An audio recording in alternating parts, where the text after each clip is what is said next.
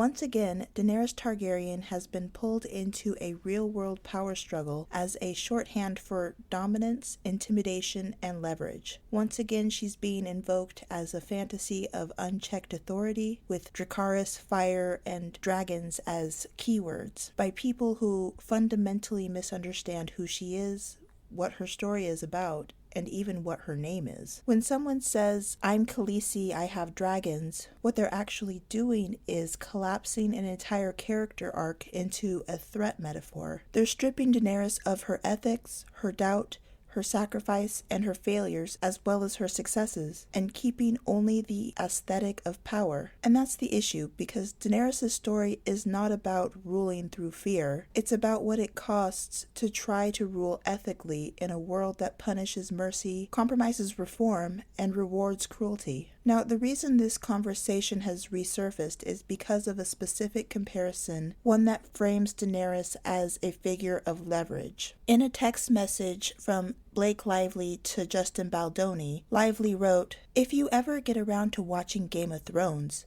you'll appreciate that I'm Khaleesi, and like her, I happen to have a few dragons, for better or worse, but usually for better, because my dragons also protect those I fight for. So really, we all benefit from those gorgeous monsters of mine. You will too, I can promise you." So, strip away the fantasy language, the implication is clear. Align with me, and you'll be protected. Oppose me, and you'll be burned.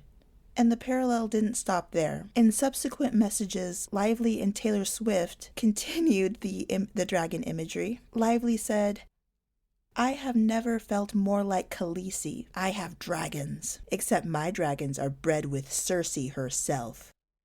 And Swift replies, "I'm just picturing you muttering, 'Dracarys,' and then I fire off those texts to Austin." What's being described here is not leadership, it's not protection, and it's certainly not Daenerys Targaryen. It's leverage, it's intimidation, it's power borrowed from other people and wielded as a threat. And that's exactly why this comparison fails so badly, because Daenerys does not gain followers by coercion, she does not keep them by fear, and she does not excuse harm done in her name. Her story is about responsibility, not domination.